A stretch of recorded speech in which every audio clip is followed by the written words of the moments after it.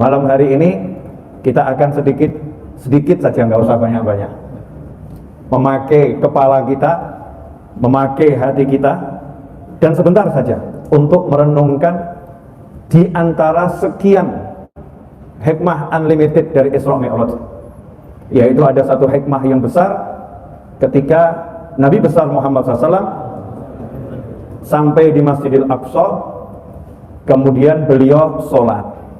Sampai di Masjidil Aqsa, kemudian beliau SAW sholat. Sekarang saya mau nanya, orang itu kalau sholat, imamnya boleh sembarangan atau cari yang punya ilmu? Yang punya ilmu, nggak sembarangan orang boleh jadi imam. Harus tahu ilmunya jadi imam, harus tahu ilmunya sholat. Kalau imam nggak paham ilmu, repot ini. Imam nggak tahu yang membatalkan sholat, itu repot. Imam nggak tahu rukunnya sholat, imam nggak tahu makruh-makruhnya sholat, imam nggak tahu sunnah-sunnahnya sholat, repot. Bisa jadi sholatnya itu batal gara-gara imamnya. Contoh, sholat Jumat, imamnya itu auratnya terbuka, ternyata sarungnya lubang sehingga kulitnya di atas lutut, di paha kelihatan, auratnya terbuka. Itu imamnya tanggung jawab. Seluruh jamaah sholat Jumat yang sholat bersama beliau batal sholatnya, karena imamnya batal, makmumnya jadi batal. Kira-kira saya mau nanya, mau nggak Anda sholat udah khusyuk dihitung batal gara-gara imamnya nggak beres? Nggak mau. Maka ya umukum, yang ngimami kalian adalah orang yang paling ahli di dalam ilmu Al-Quran. Di masa sahabatnya Nabi Muhammad SAW, orang yang paling ahli Al-Quran itu orang yang paling mengerti agama. Beda dengan zaman sekarang, kadang kita hafal Al-Quran tapi ilmu agama kita jauh dari orang yang nggak hafal Al-Quran. Ukurannya bukan hafal Al-Quran, tapi ukurannya adalah ahli tafsirnya, tajwidnya, bahasanya, mengerti betul tentang itu Al-Quran sebagai sumber hukum. Otomatis kalau paling ahli Quran, dia akan ahli hadis, pasti dia ahli fikih. Semua sumber hukum itu berasal dari kalamullah, dari Al-Quran. Nah, pertanyaannya sekarang, kalau kita mau sholat saja suruh cari imam yang terbaik. Kira-kira kalau para nabi dan rasul berkumpul, cari imam, cari imamnya itu yang pangkatnya sama atau yang kira-kira yang terbaik? Yang terbaik. Malaikat mau sholat berjamaah, malaikatnya kira-kira cari imamnya yang biasa-biasa atau yang luar biasa? Tentunya malaikatnya cari yang luar biasa, nggak cari yang biasa-biasa. Sekarang kita lihat di Isra dan Mi'raj, seluruh nabi dan seluruh rasul alaihimussalatu wassalam kumpul. Kemudian beliau-beliau mau sholat, di antaranya jamaahnya juga malaikat mau sholat. Sholat gak dimulai, kenapa? Imamnya belum datang. Imamnya belum datang. Dan siapa imamnya? Imamnya adalah kekasih Anda semua, kekasih kita, baginda Muhammad sallallahu alaihi wasallam. Imamnya Rasulullah sallallahu alaihi wasallam. Masuklah Nabi Muhammad SAW ke Masjidil Aqsa. Semuanya hormat, semuanya menyambut Nabi Muhammad SAW, dan semuanya mempersilahkan beliau untuk maju ke depan meskipun datangnya belakangan. Di situ ada isyarat bahwasanya orang yang alim meskipun datangnya di akhir, dia layak duduk di depan. Dia layak duduk di depan. Begitu pula ada isyarat, memang ini Nabi yang terakhir diutus oleh Allah Ta'ala ke muka bumi, tetapi beliau yang paling depan kedudukannya di sisi Allah Subhanahu wa Ta'ala. Dan banyak hikmah. Intinya Nabi Muhammad SAW jadi imam, ngimamin semuanya. Pertanyaan saya untuk Anda, lah kalau Nabi dan Rasul diimami Rasulullah mau? Lah kira-kira kalian mau nggak diimami Nabi Muhammad SAW? Mau nggak diimami Rasulullah? Mau? Saya lihat belum mau tuh. Betul, kalau diimamin sholat mau, tapi maknanya ini bukan makna imam sholat ini. Beliau imam anbiya wal mursalin, imamnya semua Nabi dan Rasul. Mampukah Anda menghapus aplikasi-aplikasi yang diharamkan Allah di handphone Anda, yang tidak diridhoi oleh Nabi Muhammad sallallahu alaihi wasallam? Cek handphone kita, ada nggak aplikasi yang diharamkan Allah? Kalau ada aplikasi yang diharamkan Allah, kalau kita makmumnya Nabi Muhammad SAW, keluar dari masjid ini, hapus semua aplikasi yang haram tersebut. Tapi kalau masih berat, berarti kita maunya bukan Nabi imam kita, tapi imam kita adalah orang-orang yang nggak imam sama Allah Ta'ala.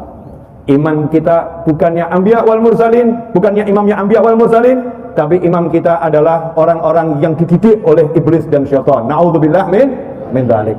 Kalau kita memang mau imam kita Nabi Muhammad SAW, maka kita akan sukses dunia, sukses akhirat. Sedikit renungan. Satu-satunya makhluk Allah yang sudah jelajah jagat raya itu hanya Nabi Muhammad SAW. Yang kalian ragukan apa sekarang? Mau bilang Nabi nggak tahu teknologi ya? Mau bilang Rasulullah nggak tahu teknologi? Mau bilang Rasulullah nggak tahu apa yang ada di zaman ini? Kufur kalau Anda berkata seperti itu, karena nggak iman pada Nabi Muhammad SAW. Termasuk iman kepada Nabi Muhammad SAW adalah iman kepada ilmu yang Allah ajarkan kepada Nabi Muhammad SAW. Rasulullah sudah diajarkan oleh Allah Ta'ala ilmu tentang kiamat. Apa yang akan terjadi di kiamat itu apa, tanda-tandanya apa, ciri-cirinya apa, dari yang paling detil kecil sampai yang paling besar, semua sudah disampaikan kepada Nabi Muhammad SAW. Tidaklah satu ilmu turun, Allah mu'ti, Allah yang beri, wa anal qasim, aku yang membagi, sabda Nabi Muhammad SAW. Semua kemajuan teknologi ini Rasulullah udah ngerti, Rasulullah udah paham. Pertanyaan saya, apa yang kalian ragukan, apa yang saya ragukan, apa yang kita ragukan? Ada enggak yang kita ragukan? Ilmu kesehatan, Nabi kita paling ahli. Ilmu pertanian, Nabi kita paling ahli. Ilmu biologi, Nabi kita paling ahli. Ilmu kedokteran, Nabi kita paling ahli. Ilmu bisnis, Nabi kita paling ahli. Ilmu apapun yang paling ahli adalah Nabi Muhammad Sallallahu Alaihi Wasallam. Jadi yang paling ahli siapa? Rasulullah. Percaya nggak? Yakin nggak? Iman nggak? Ini kok jawabnya lemes nih. Percaya nggak kalau nabimu yang paling ahli? Yakin nggak kalau nabimu yang paling top? Kalau udah yakin, mantap nggak kalau imamnya Nabi Muhammad SAW? Mantap. Pertanyaan saya, apakah Nabi kemudian memerintahkan Anda belajar teknologi? Enggak. Iya, kita disuruh cari ilmu, tapi tekanannya bukan di situ. Sholatlah, puasalah, tinggalkan yang haram, tunaikan yang wajib, kerjakan yang sunnah-sunnah, jauhi yang makruh, berbuat baiklah. Semua ajaran-ajaran Nabi Muhammad SAW ini mungkin kalau kita melakukannya dianggap sebagian orang, ini orang ketinggalan zaman. Zaman segini masih sibuk sholat duha. Zaman segini masih sibuk duduk sholawatan. Zaman segini masih ngandalin surat Yasin. Masya Allah. Zaman segini masih mikirin haji umroh. Zaman segini kok yang dipikir seperti itu. Ini zaman modern bro, mikir yang benar. Masya Allah. Kita mau ikut orang yang seperti itu atau mau ikut Nabi Muhammad SAW? Mau ikut Rasulullah SAW. Itu jawaban mukmin yang pasti. Lah kalau semua Nabi, semua Rasul udah ikut Nabi Muhammad SAW, jadi makmumnya. Lah kok kita nggak mau di belakangnya Rasulullah? Nggak mau di belakangnya Nabi Muhammad SAW, rugi kita. Wong kita udah dikasih kesempatan sama Allah, ditakdirkan jadi umat yang terbaik, umatnya Nabi Muhammad Sallallahu Alaihi Wasallam. Sementara yang lain ngiri, pengen jadi umatnya Rasulullah, nggak dikasih sama Allah. Kita lahir tiba-tiba jadi umatnya Nabi Muhammad SAW. Ini rezeki yang luar biasa. Makanya bersihkan hati dulu. Jangan percaya kalau ada yang lebih hebat dari Nabi Muhammad SAW. Jangan percaya ada pemikiran yang lebih benar dari pemikiran Nabi Muhammad SAW. Jangan pernah percaya ada ilmu yang lebih top dari ilmunya Nabi Muhammad SAW. Meskipun kita harus terus belajar, kita harus terus mencari, kita harus terus berinteraksi untuk menambah ilmu pengetahuan. Tapi kalau ilmu itu nggak cocok dengan ilmunya Rasulullah, buang. Karena ada ilmu yang dari Rasul, ada ilmu yang dari iblis. Ada ilmu yang dari Rasul, ada ilmu yang dari syaitan. Ilmu siapa yang mau kita ikuti? Ilmu Nabi atau ilmu syaitan? Ilmu Rasul atau ilmu iblis? Makanya kita cocokkan nih, ilmu cocok enggak dengan ilmunya Rasulullah? Cocok enggak dengan ilmunya Nabi Muhammad SAW? Ilmunya Anbiya wal Mursalin? Enggak cocok? Buang. Sehebat apapun itu, buang. Inilah manhaj akidah Ahlus Sunnah wal Jamaah. Itu artinya ittiba kitab wal sunnah. Itu artinya mengikuti Al-Quran dan sunnah. Bukan cuma baca Al-Quran, tapi aplikasinya haram banyak itu di handphonenya. Ya, aplikasi yang bisa mendatangkan dosa. Saya nggak tahu aplikasinya apa. Cari sendiri, cek. Ini kira-kira aplikasi haram enggak ini? Ini aplikasi mendatangkan dosa atau tidak? Masya Allah, kita kantongin kemana-mana, masuk ke masjid ada aplikasi haram, ada video-video haram, ada video-video yang kita sembunyikan di handphone kita, video-video kita sembunyikan di handphone kita, masuk ke masjid, masuk ke musola, masuk ke majelis. Kalau kita meninggal dunia dalam keadaan seperti itu, na'udzubillah min dzalik. Mudah-mudahan aib kita ditutup. Kalau aib kita terbuka, na'udzubillah min dzalik. Ikhwani rahimakumullah. Itu renungan yang saya minta Anda merenungkan dan saya merenungkan dari hikmah kisah Isra dan Mi'raj. Karena kalau membahas semuanya nggak mungkin. Nah, terus ngajinya apa? Maaf, tadi belum pengajian ya? Belum, renungan. Judulnya tadi renungan. Sekarang saya mau ngajak semuanya untuk ngaji bareng. Mau atau nggak mau? Saya sudah siapkan satu tema yang simple, sederhana, tapi insya Allah manfaatnya luar biasa. Ya, insya Allah manfaatnya luar biasa. Masalah mau memintakan ampun orang lain. dan minta ampun untuk diri kita sendiri. Karena temanya dari MRBC mengetuk pintu langit. Minta ampun sama Allah Subhanahu wa taala. Siapa yang sepakat kalau dosa kita banyak? Dosa kita banyak, yakin enggak? Yakin, alhamdulillah, angkat tangan semua ya. Imamnya hafal Quran aja angkat tangan kok. Kamu yang enggak hafal Quran kok enggak mau ngaku dosa banyak. Ini imam kita ini hafal Quran, suaranya enak. Masya Allah, amalnya luar biasa, ngaku dosanya banyak. Apalagi kita yang hafalnya juz 30 aja belum tentu. Wadduha ke bawah aja belum tentu. Mungkin kita baca Al-Falaq saja masih salah-salah. Ya, kemudian doa zikir kita, Masya Allah, kalau kepepet baru doa. Kalau nggak kepepet nggak doa. Zikir kalau takut, lewat kuburan agak merinding langsung tiba-tiba hafal ayat kursi. Jadi ayat kursi itu dibaca kalau di kuburan, Masya Allah, merinding, ayat kursi langsung. Padahal setan itu yang ngajarin Abu Hurairah untuk baca ayat kursi. Ya, setan ngajarin Abu Hurairah untuk baca ayat kursi. Kalau kamu baca ayat kursi sebelum tidur, maka setan tidak akan mendatangimu sampai pagi. Itu yang ngajarin adalah setan. Jadi setan yang di kuburan, begitu kamu lihat baca ayat kursi, mungkin diketawain, bacanya aja nggak bener gitu. Bacanya nggak bener ini, bacaannya masih salah. Mestinya panjang, kalau nggak panjang itu bukan ayat kursi. Kalau salah-salah jadinya bukan ayat kursi. Kalau bener ya setannya takut juga, nyingkir, tapi sama ketawa nyingkirnya, mungkin lihat kitanya, bukan lihat kalamullah. Lihat kalamullah setannya takut. Lawang kita sholat aja setan ikut kok. Kita sholat itu setan ikut. Allahu Akbar, setan tuh dapat izin goda kita, terutama waktu sholat. Jadi kita bacakan Al-Baqarah, setannya nggak pergi. Setan untuk goda sholat ya, nggak pergi. Kenapa? Lawang hati kita masih cari setan. Allahu Akbar. Gimana ini ya cari duit kok susah. Setannya ngajarin, ya udah sholatnya nggak usah panjang-panjang, cepat lanjutkan bisnis, lanjutkan kamu bisnis. Setannya ngajarin, sholat. Betul atau betul nih? Betul kenyataan, kita ini ahli dialog sama setan kok. Yang paling sering kita ajak bicara itu setan sebelum yang lain. Betul atau betul? Ngaku saja kita ini ngobrol dalam lamunan, ngobrolnya sama setan, ngelamun. Jarang kita ngajak malaikat karena ngobrol. Malaikat, catatan pahala udah banyak belum? Kira-kira stok pahala saya sama stok dosa banyak mana? Kita nggak ngajak ngobrol malaikat, sama-sama malaikat pencatat kebaikan dan keburukan nggak kita ajak ngobrol, tapi merencanakan untuk meninggalkan ketaatan ini, bisnis sama setan jalan tanpa kita sadari, dalam pikiran kita, dalam benak kita. Na'udzubillah min dzalik. Maka kita perlu obat, karena dosa itu penyakit kita. Ya, dosa itu penyakit kita. Kalau penyakitnya dosa, butuh obat nggak? Butuh. Lah obatnya dosa itu adalah ampunan. Obatnya dosa adalah ampunan. Maka kalau pengen penyakit dosa ini hilang, maka tugas kita adalah banyak-banyak minta ampun. Karena itu Allah sifatkan orang-orang yang beriman adalah orang-orang yang hobinya minta ampun untuk dirinya sendiri dan minta ampun untuk mukmin yang lain. Minta ampun untuk mukmin yang lain. Cek. Salat wajib untuk semua laki-laki yang sudah baligh. Ya, semua laki-laki yang sudah baligh sepekan sekali. Sepekan sekali. Namanya salat apa itu? Salat Jumat. Bukan salat zuhur.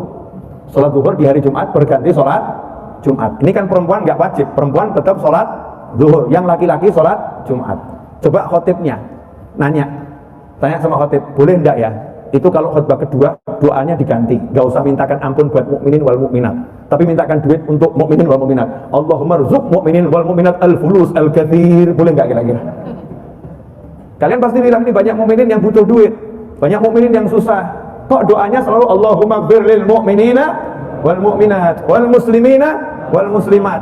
Ditugaskan mintakan ampun sepekan sekali wajib. Ini kalau sampai nggak dibaca rukunnya ini, nggak dibaca, maka sholat Jumatnya batal. Karena khutbahnya batal. Kalau khutbahnya batal, sholat Jumatnya batal. Gara-gara apa? Tidak memintakan ampun untuk mukminin wal mukminat. Berarti mintakan ampun mukminin wal mukminat ini pangkatnya tinggi dan sangat penting bagi Allah Subhanahu wa ta'ala. Begitu sayangnya Allah kepada umat Nabi Muhammad SAW, sehingga dibuat sistem gimana caranya agar umat ini meninggal dunia gak punya dosa. Caranya satu dengan yang lain disuruh saling tolong menolong, gotong royong minta ampun sama Allah Ta'ala. Saling tolong menolong minta ampun sama Allah Subhanahu wa ta'ala untuk mengucapkan Allahumma ighfir lil mu'minina wal mu'minat wal muslimina wal muslimat. Dan itu diabadikan oleh Allah Subhanahu wa ta'ala di dalam surat Muhammad ayat 19. Surat Muhammad ayat 19. Nabi kita Muhammad SAW diperintah sama Allah Ta'ala, fa'lam annahu la ilaha illa huwa wastaghfir li dzambika walil mu'minina wal mu'minat wallahu ya'lamu mutaqallabakum wa mathwaakum. Itu surat Muhammad ayat 19. Fa'lam, diawali dengan ketahuilah. Di situ ada isyarat manusia itu nomor satu harus punya ilmu dulu. Ya punya ilmu. Jadi syahadat itu ya pakai ilmu. menyaksikan nggak ada Tuhan kecuali Allah, itu ya pakai ilmu. Dengan ilmu ketahuilah bahwasanya tidak ada Tuhan kecuali Allah. Wastaghfir lidzanbika. Nabi kita Muhammad SAW nggak punya dosa, jadi jangan salah terjemahan. Dan mintalah ampun untuk dosamu. Nabi kita nggak punya dosa, maksum. Ya, maksum. Lantas yang dimaksud apa? Rasul itu setiap detik naik pangkat. Setiap detik naik pangkat. Begitu lihat pangkat beliau sebelumnya, beliau merasa, saya ini punya salah ini. Sebetulnya kan saya tadi bisa seperti ini, tapi kok tadi nggak seperti ini, kok seperti itu. Merasa kurang. Karena merasa kurang, maka minta ampun sama Allah Subhanahu wa ta'ala. Jadi minta ampunnya itu dalam kebaikan, yang kebaikannya nambah terus. Sebelumnya merasa kurang, perasaan kurang ini menyebabkan Rasul minta ampun sama Allah Subhanahu wa ta'ala. Yang pertama itu. Yang kedua adalah untuk ngasih contoh sama umatnya. Kalau aku saja yang maksum, yang gak mungkin berbuat dosa, itu masih diperintah sama Allah minta ampun, apalagi kalian.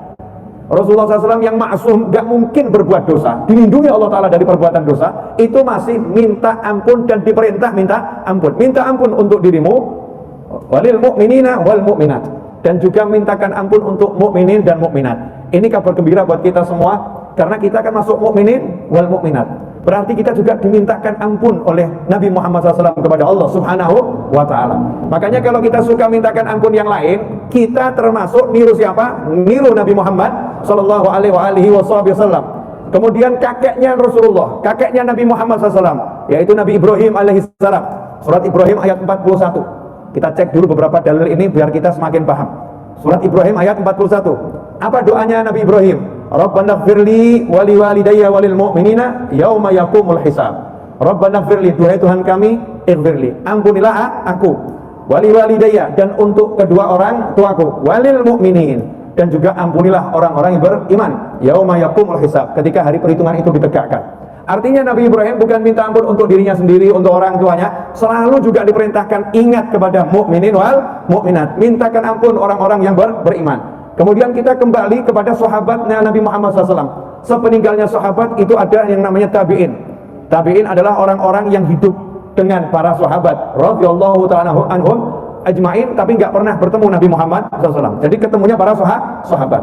Apa Allah abadikan dalam Al-Quran? Walladzina ja'u min ba'dihim, dan orang-orang yang datang setelah mereka, setelah para sahabat Muhajir maupun Ansar, yaquluna rabbana ighfir lana wa li ikhwanil ladzina sabaquna bil iman. Ya Allah, ampunilah kami dan ampunilah saudara-saudara kami yang punya keimanan lebih awal dari kami semua. Sabaquna bil iman wa la taj'al fi qulubina ghillan lil ladzina amanu.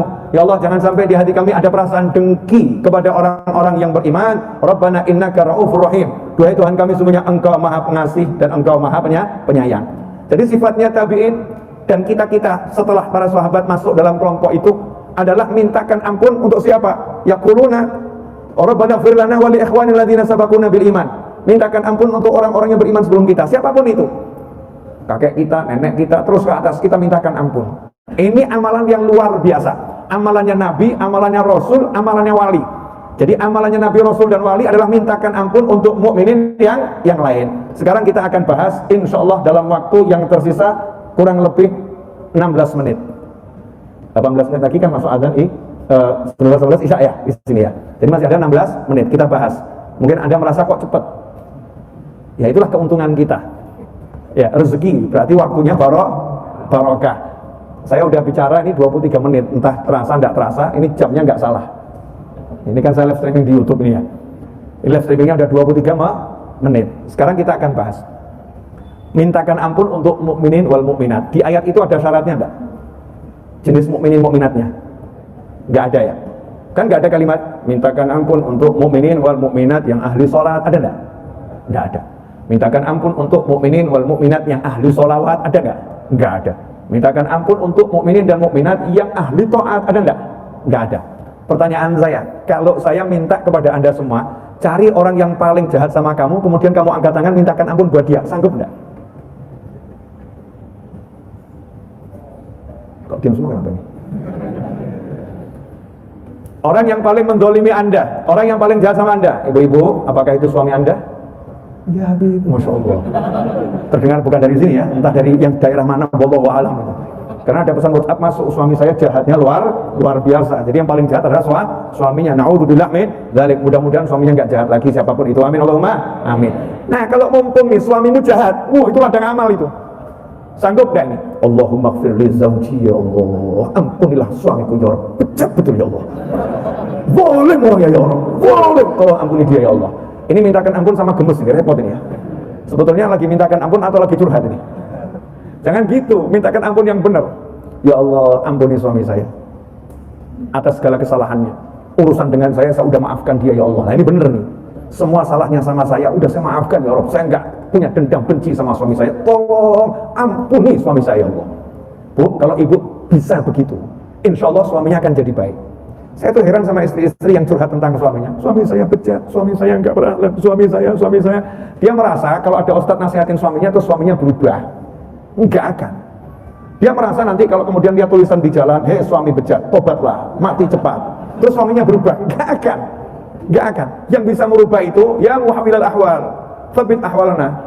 Ya Allah yang membolak-balikkan keadaan, hawil ahwalana asal hal, rubahlah keadaan kami menjadi keadaan yang jauh lebih baik. Tsabbit juga, kukuhkan keadaan kami pada keadaan yang baik.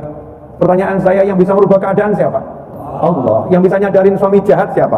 Allah. Yang bisa nyadarkan istri yang jahat siapa? Allah. Yang bisa nyadarkan anak yang tingkahnya gak karu-karuan, anak yang menyusahkan, anak yang buat repot siapa? Allah. Kuncinya di Allah. Pertanyaan saya, nah bagaimana Allah akan merubah suamimu kalau ternyata suamimu dibenci sama Allah Ta'ala? Allah benci sama orang yang zalim. Benci. Allah nggak suka sama orang yang zalim. Kalau engkau seorang istri, ingin suamimu berubah, maka suamimu harus diampuni Allah Ta'ala. Bagaimana caranya suamimu diampuni Allah? Caranya adalah kamu memaafkan suamimu dengan tulus. Ya Allah, aku maafkan semua kezaliman suamiku ya Rabb, aku maafkan dia ya Allah, aku ikhlas, aku maafkan dia ya Rabb, tolong ampuni dia. Ikhlas betul kita mintakan ampun, maka Allah akan berubah. Allah akan merubah suaminya yang tadinya itu dibenci sama Allah, jadi dicintai Allah. Gara-gara apa? Doanya istrinya. Nah kalau suaminya dicintai sama Allah Subhanahu wa Ta'ala, ya sama Allah dirubah dari keadaan yang buruk menuju keadaan yang baik. Sama juga istri, suami ini ngeluh, Habib saya pengen nikah lagi, Habib. Masya Allah, orangnya hadir, rasanya pengen nikah lagi, hadir nih orangnya begini-begini. Kenapa pengen nikah lagi? Pusing hadapin istri, Habib. Nah kamu satu aja pusing, kok mau nambah? Kan nambah tambah pusing. Jawab lagi, nah, daripada satu pusing, ya lebih baik dua pusing, Habib. Ini namanya nawa itu bukan nawa itu baik ini ya. Nawa itunya memang al-ngeyelu. Salah ini. Kalau suami merasa istrinya nggak beres, istrinya nggak baik, kuncinya adalah bagaimana istrimu dicintai Allah Ta'ala. Bagaimana istrimu dicintai Allah Subhanahu wa Ta'ala. Lah kalau istri ini berbuat jahat sama kamu, zalim sama kamu, buruk sama kamu nggak maafkan, istrimu ini dibenci Allah Ta'ala, nggak dapat ridhonya Allah. Lah kalau nggak dapat ridhonya Allah, dinasehatin 1000 ulama pun nggak akan masuk nasihatnya. Masuk kanan mental, nggak sempat masuk. Mental ya. Kenapa? Karena Allah udah nutup telinganya, Allah udah nutup pendengarannya, nggak bisa masuk karena Allah nggak ridho sama dia. Gimana caranya biar nasihat ini akhirnya masuk? Caranya dia mendapatkan ridho Allah. Bagaimana caranya beliau ini mendapatkan ridho Allah? Kuncinya adalah suaminya, karena kesalahannya sama suaminya. Maka suaminya lah yang mengikhlaskan, ya Rabb, aku maafkan semua salah istriku ya Allah, tolong ya Rabb ampuni dosa-dosanya. Ini buat suami yang punya istri bermasalah dan istri yang punya suami bermasalah, silahkan dipraktekkan dan jangan curhat sama ustadz lagi. Jangan. Karena ustadz itu juga manusia. Nanti kalau dicurhatin terus lama-lama jatuh cinta, repot itu. Maksudnya jatuh cinta sama ustadznya itu kan ya. Jatuh cinta sama ustadznya nanti repot, masalahnya nambah lagi. Naudzubillah min dzalik. Anak ini ridhullah fi ridhul walidain, usukhtullah fi sukhtil walidain. Ridhonya Allah bergantung ridho orang tua, betul ya? Jadi kalau orang tuanya itu ridho, Allah akan ridho. Orang tuanya marah, Allah akan marah. Ini ada orang tua yang curhat sama 2000 ustaz. 1000 nggak mempan, tahun berikutnya nambah 1000 lagi. 2000 ustaz, anak saya ini bejat. Ustaznya kaget. Ini ustaz yang ke 1999. Ya. Begitu ustaznya ke 2000, sama juga anak saya bejat, anak saya nggak berakhlak, anak saya nggak bermoral. Pusing saya ustaz. Ustaz yang ngomong, pantes. Nah kenapa? Lah ibunya bejat. Kaget ya. Ini ustaz paling nyentrik ini. 1999 ustaz saya datengin, nggak ada yang ngomong saya bejat. Lalu ustaz yang nomor 1 ini ngomong pantes loh, ibunya bejat. Loh, ustaz kok gitu ngatain saya? Nggak ngatain, cuman memperjelas kalimat ibu. Ketika ibu bilang anak saya bejat, ya berarti ibunya bejat, karena ibu yang baik tidak akan bejat-bejatkan anak. Ibu yang baik gak akan mengatakan anakku tak bermoral, gak akan seperti itu. Ibu yang baik akan menutup aibnya anak, gak akan curhatkan anaknya kepada 1999 ustadz keluh kesah tentang buruknya perilaku anak. Dan Bu, mohon maaf ya Bu, kalimat ibu itu doa. Jadi kalau ibu ngomong anak saya bejat, maka anak ibu diaminin malaikat sejagat raya. Amin, anaknya bejat. Nasihat saya nggak akan manfaat, tinggal di pesantren saya pun nggak akan merubah dia kalau ibu masih seperti ini. Apa yang harus saya lakukan? Nomor satu, ibu istighfar, minta ampun sama Allah Subhanahu wa ta'ala atas semua kalimat bejat yang pernah ibu ucapkan terhadap anak ibu, atas semua kalimat kasar yang pernah ibu sampaikan pada anak ibu. Minta ampun sama Allah, kemudian mintakan ampun untuk anakmu. Ya Allah, ampuni anak saya. Ya Allah, ampuni anak saya. Ya Allah, ampuni anak saya. Sebagaimana seorang anak mintakan ampun untuk orang tua pun hendaknya mintakan ampun untuk anak-anaknya. Allahumma firli wali jami' dzurriyyati wali auladi wa banati wa ashabi. Mintakan ampun di semua anak keturunan. Biar apa? Kalau kita mintakan ampun anak keturunan, kita ridho sama anak kita, sayang sama anak kita, maka Allah juga akan sayang. Allah nggak akan marah. Ini kelihatannya sederhana, minta ampun dan mintakan ampun, tapi hasilnya luar biasa. Bisa merubah seorang suami, bisa merubah seorang anak, bisa merubah seorang istri, bahkan bisa merubah yang namanya rezeki. Nah, begitu ngomong rezeki langsung semua mata melotot ke arah saya. Rezeki. Ini banyak orang datang ke ulama zaman dulu. Kenapa kok rezeki saya seret? Ulamanya jawab, ya rezeki itu akan lancar kalau dosa berkurang. Kalau dosa nambah, rezeki itu akan seret. Ini untuk mukminin. Lain kalau yang nggak mukmin ya. Kalau mukmin sama Allah dibuat seperti itu sistemnya. Karena lambatnya turunnya rezeki ini menjadi penghapus dosa-dosa. Pilih mana? Rezekinya lambat, dosa terhapus, atau lancar tapi nggak punya dosa? Kan pilihannya ada dua ya. Lambat tapi dosanya terhapus, atau rezekinya lancar tapi nggak punya dosa. Pilih yang A atau yang B? Yang B, betul kan ya? Lancar rezekinya tapi nggak punya dosa, dosanya terhapus, tapi rezeki lancar. Daripada lambat tapi terhapus, lebih baik lancar tapi nggak punya dosa, betul kan ya? Ya simple, ya dosamu diistighfarin. Astagfirullah, astagfirullah, astagfirullah. Kemudian kita pakai cara yang cerdas. Kalau kita ngucap astagfirullah 1000 kali, itu yang terhapus, ya dosa-dosa kita 1000 dosa misalnya, ya 1000 dosa kita terhapus. Tapi kalau kita ucapkan Allahumma gfir lil mu'minina wal mu'minat, sama kita bayangkan semua mukminin mukminat sejagat raya, itu kita yang dihapus bukan satu dosa kita. Kalau kita istighfar 1000 ya dapatnya 1000 kali 10, misalnya kita 10.000 hasanah kebaikan.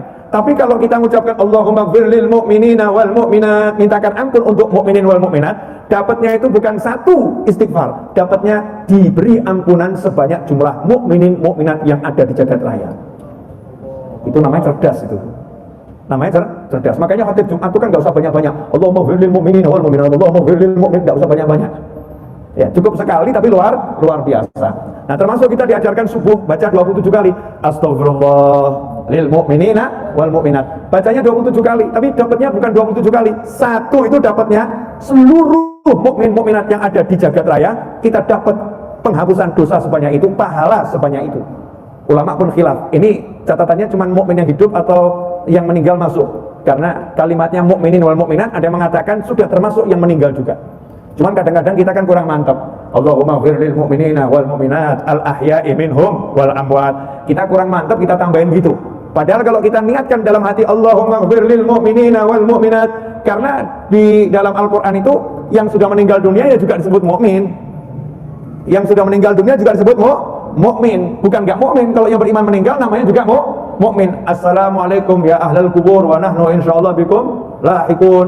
Ya, jadara kaum mukminin. Banyak riwayat doanya versinya macam-macam. Di antara begitu, rumahnya orang-orang yang beriman. Sementara itu sudah meninggal dunia semua, tapi disebut mukmin. Artinya apa? Kalau kita mengucap seperti itu, kita mendapatkan pahala sebanyak mukmin yang hidup maupun yang sudah meninggal dunia. Diampuni Allah sebanyak itu. Emang dosa kita sebanyak itu? Insya Allah enggak kan ya? Insya Allah enggak. Artinya kalau sudah istighfar kita jalan, dosa kita kehapus, jalan tol. Makanya ada orang nanya, itu para kiai, para ustadz itu kok rezekinya gampang ya? Kita kok rezekinya susah, kenapa? Nah, karena para kiai, para ustadz tahu tips ya memperlancar rezeki. Caranya adalah menghapus dosa. Bagaimana cara dosa dihapus? Diajak santrinya, diajak teman-temannya, mintakan ampun yang lain. Mintakan ampun saudara-saudaranya, sehingga digunakan pesantrennya, digunakan murid-muridnya untuk mintakan ampun mukminin wal mukminat. Maka saya mengajak Anda semua, nanti, jangan sekarang, nanti waktu sendiri. Ini Ustaz Rafiq lagi ikut tes, mudah-mudahan sukses ya. ya, untuk apa namanya pembimbing haji dan umroh. Ini harus setengah 8 harus online lagi beliau melanjutkan. Di tengah-tengah sibuknya aja ngurusin haji dan umroh masih apa namanya nggak mau meninggalkan majelis. Ini namanya rakus akan kebaikan. Ya, rakus akan kebaikan. Sebagaimana orang-orang yang punya duit rakus sama duit, kita yang pengen pahala ya harus rakus sama pahala. Boleh dilanjut lagi? Ya, sekarang saya mau nanya, punya enggak orang yang paling kamu benci? Bisa jawab. Jangan dijawab. Mungkin kita nggak sadar ada orang yang kita sebel gitu. Ingat saja, wah di kantor ini kalau ada dia rasanya nggak enak nih. Bahkan doain gitu ya, kapan dia pindah kantor, kapan dia dipecat, ya kapan dia dipecat. Kalau orang itu meninggal dunia, kita agak sedih gitu. Ya, masya Allah, mudah-mudahan husnul khotimah. Tapi di hati ya, alhamdulillah nggak ada dia. Nah ini berarti ada sesuatu di hati kita. Wala taj'al fi qulubina ghillan lil ladzina amanu. Ya Allah, jangan sampai di hati saya ada rasa nggak suka, nggak enak, benci, iri, dengki, ghil kepada orang-orang yang beriman. Ini ciri-cirinya umat terbaik setelah para sahabat. Hatinya bersih. Illa man atallaha biqalbin salim.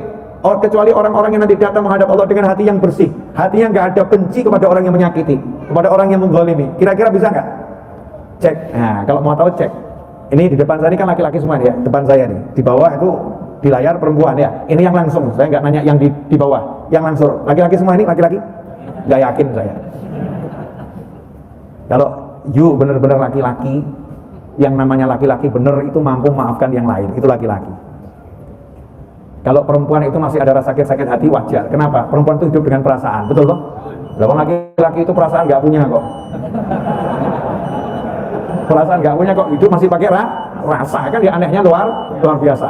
Makanya kalau kamu betul-betul laki-laki, buktikan nanti tengah keheningan malam, cek. Kalau perlu buat daftar. Serius ini.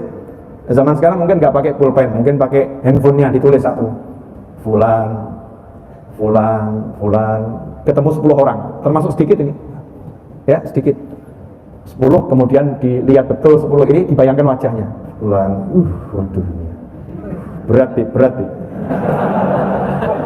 Repot ini. Suruh mintakan ampun kok berat. Lihat nih fulan. Kalau perlu cari di Google foto update terbaru. Lihat terus ngomong sama Allah, ya Allah, fulan ini ya Allah, tunjuk nih ya Allah, fulan ini ya Allah, fulan ini ya Allah. Aku udah maafkan dia ya Allah, tolong ampuni dia. Aku udah maafkan dia, ampuni dia ya Allah, panjangkan umurnya. Oh, ini lebih berat lagi. Wah, Bib, ini kok panjang umurnya saya gimana nih? Panjangkan umurnya, wujudkan hajatnya, mudahkan rezekinya. Latih hati kita untuk mau mendoakan orang yang benci sama kita dan orang yang kita nggak suka. Latih itu nanti bersihin hati. Lama-lama bencinya itu hilang, nggak sukanya kan hilang.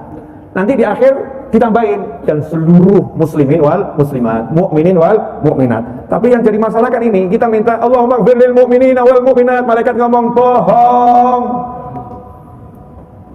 Ya Allah, ampuni semua mukminin dan mukminat, kan begitu doanya. Allahumma ighfir lil mu'minina wal mu'minat, ya Allah ampuni semua mukminin wal mukminat. Malaikat ngomong bohong. Kita tersentak. Ini kalau dengar kita tersentak, malaikat saya enggak bohong. Iya bohong. Lah itu bos kamu yang nyebelin, kamu mintakan ampun enggak? Oh, kalau yang itu jangan malaikat.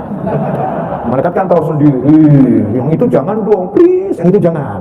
Yang sekian banyak udah itu diampuni, yang itu jangan. Ini berarti kita mintakan ampunnya masih ada dusta. Jangan ada dusta antara kamu dengan Tuhan. Jangan ada dusta antara kita dengan Allah Ta'ala. Allahumma ighfir lil mu'minin wal mu'minat. Langsung nih yang nyebelin, yang jahat-jahat, yang gak nyenengin gitu, mintakan ampun.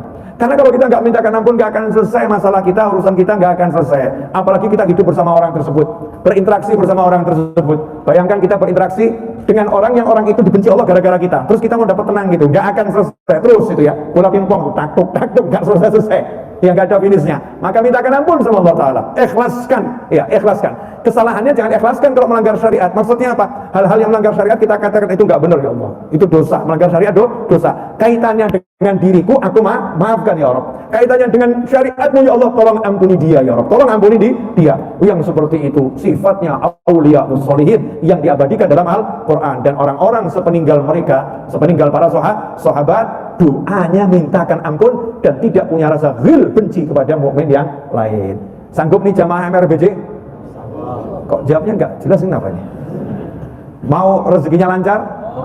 Oh, lihat ini. Begitu rezeki lancar langsung mau. Banter. Mau jadi kekasih Allah? Bersihkan hati. Saya ini tadi tahadutsan bi ni'mah, bukan sombong, bukan apa, insyaallah. Tahadutsan bi ni'mah. Saya tadi coba membuat list daftar siapa ya orang yang saya benci ya. Alhamdulillah nggak ketemu. Siapa ya? Nggak ketemu. Tak cari satu persatu yang zalim sama saya. Ada yang zalim juga ada. Tak cari ini. Nggak ada yang saya benci. Kenapa? Rugi benci orang.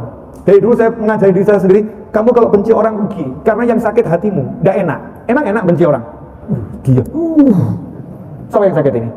Kita. Dianya ketawa-ketawa. Kan dianya lagi ketawa-ketawa, lagi asik dengan dunianya, betul? Sementara kitanya lihat sebel, wajah nggak enak, jantungnya semakin sempit, aliran darahnya di jantung sempit, menimbulkan banyak penyakit. Saya nggak mau benci sama orang. Yang benci sama Habib, ya mungkin ada. Saya nggak mau suudon. Tapi yang namanya orang hidup tuh wajar kalau ada yang benci. Nggak jadi masalah 1000 orang membencimu. Tapi akan masalah kalau kamu benci satu orang. Kalau ada 1000 orang nggak suka sama kamu selama kamu jalannya benar, nggak cari masalah ya. Jalanmu benar, kamu taat sama Allah Ta'ala, ikuti aturan yang berlaku di masyarakat, kamu nggak nyinggung siapapun, sesuai aturan yang benar di jalan Allah Subhanahu Wa Ta'ala, kaidahnya kamu jalankan semua. Kok masih dibenci? Suami udah benar masih dicaci sama istri, dibenci sama istri, nggak jadi masalah. Yang penting jalanmu benar. Kamu maafkan mereka semua, pahalanya luar biasa. Tapi kalau kamu benci orang, meskipun orang itu layak dibenci, sakit hati kita nih, nggak enak. Lebih baik maafkan dan mintakan ampun. Dah, insya Allah nanti lain waktu kita lanjut.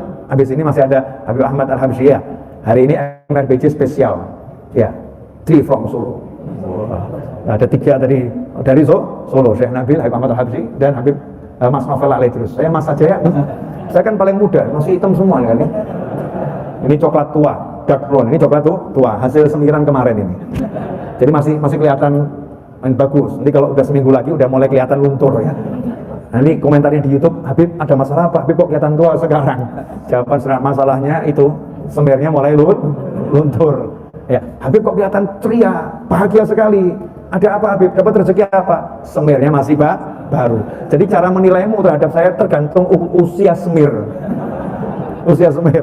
Kalau kita menilai diri kita sendiri nggak akan salah. Maka jangan sibuk dengan penilaian manusia, orang lain, tapi kita mengelabui penilaian kita pada diri kita sendiri dan penilaian Allah Subhanahu wa Ta'ala. Jazakumullah khairan wal afu minkum.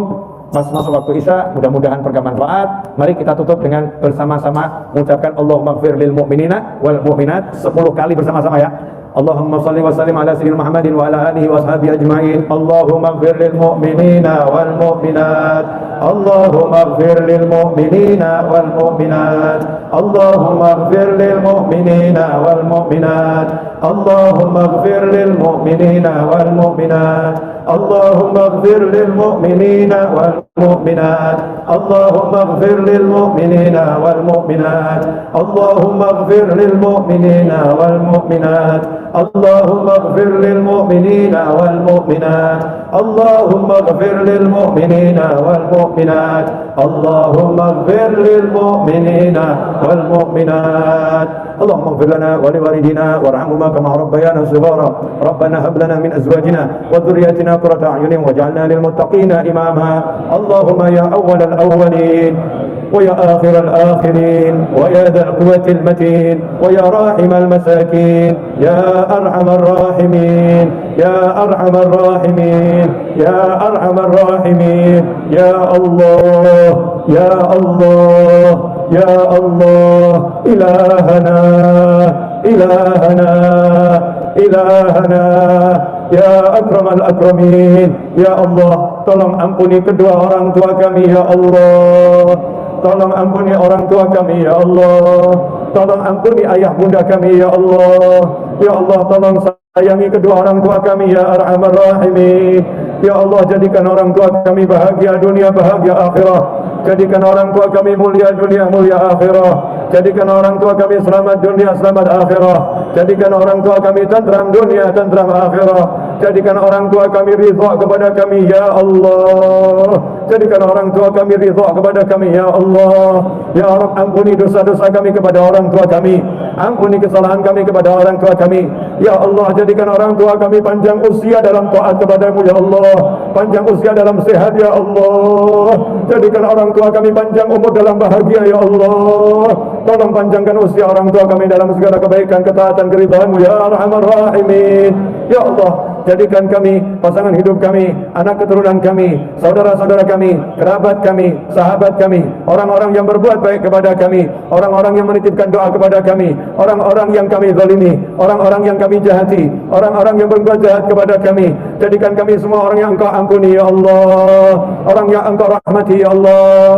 Ya Rabb, sebagaimana Engkau sampaikan kami pada bulan Rajab dan Sya'ban, sampaikan kami kepada bulan Ramadan, berkati kami di bulan Rajab dan Sya'ban, dan sampaikan pula kami kepada bulan suci Ramadan. Catat kami sebagai orang-orang yang beriman, mencari pahala, yang sholat, yang puasa, dan Engkau terima serta Engkau bebaskan dari siksa api neraka. Engkau berikan surga kepada mereka semua ya Allah yang Maha Pengasih, ya Allah yang Maha Penyayang. Ya Rabb, tolong ampuni dosa-dosa kami ya Allah, tolong jadikan kami selalu dalam takwa kepadamu ya Rabb, dalam iman kepadamu ya Allah. Ya Rabb, di antara kami ada yang lagi sedih, ada yang lagi susah, ada yang lagi punya masalah ya Rabb. Dengan kuasamu, dengan ridhamu, dengan rahmatmu, wa anta ala kulli syai'in qadir. Ya Rabb, tolong angkat masalahnya ya Rabb, selesaikan masalahnya ya Allah, selesaikan kesulitannya ya Rabb dengan kelembutanmu, dengan pertolongan dari sisimu ya Allah. Yang punya hajat ya Allah, wujudkan hajatnya dengan ridhamu ya Allah. Yang punya hajat, wujudkan hajatnya dengan pertolonganmu ya Allah. Yang punya hajat, wujudkan hajatnya dengan kemudahan dari sisimu ya Allah. Ya Arhamar Rahimin, lindungi kami dan semua orang kami sebutkan tadi ya Arhamar Rahimin, dari segala bencana dunia dan akhirah, dari segala musibah dunia dan akhirah. Allahumma adfa'anna anhumul bala wal waba wal wala wal ghala wal fitan ma dhahara minha wa ma batan. Allahumma arzuqna al-afiyah wa dawam al-afiyah wa syukra ala al-afiyah wa tamam al-afiyah wal afiyah min kulli adhiyah wal baliyah. Allahumma ya muhawwil al-ahwal hawil ahwalana ila ahsanil hal واحفظنا من أحوال أهل الضلال. اللهم ارزقنا والحاضرين أرزاقا كثيرة طيبة مباركا فيه بدون تعب ولا مشقة مع اللطف والعافية والصحة والسلامة والتوفيق والهداية والرضا والعناية في الدين والدنيا والآخرة. Ya Allah, panjangkan usia guru-guru kami ya Allah, panjangkan usia guru kami ya Allah, panjangkan usia ulama-ulama kami ya Rabb, yang tampak maupun yang tersembunyi ya Arhamar Rahimin, yang masyhur maupun yang tidak tenar ya Allah. Panjangkan guru-guru ngaji ya Rabb usianya ya Rabb, guru-guru TPA ya Rabb, guru-guru pesantren ya Arhamar Rahimin, semua yang mengajarkan ilmu ya Allah. Panjangkan usianya dalam kebaikan, dalam kenikmatan, dalam ketaatan, dalam keridhaan, dalam kemudahan, dalam kesehatan ya Arhamar Rahimin. Dan panjangkan usia kami semua dalam semua kebaikan itu ya Allah. Dan kelak akhiri usia kami dengan husnul khatimah, akhiri usia kami kelak dengan husnul khatimah. Wa sallallahu ala sayyidina wa maulana Muhammadin wa alihi wa sahbihi sallam. Alhamdulillahi rabbil alamin ala hadhihi niyyah wa ala kulli niyyatin salihatin jami'atin nafi'ah wa ala man wa habibi ali wa ila hadratin nabiy sallallahu alaihi wasallam. Al-Fatihah.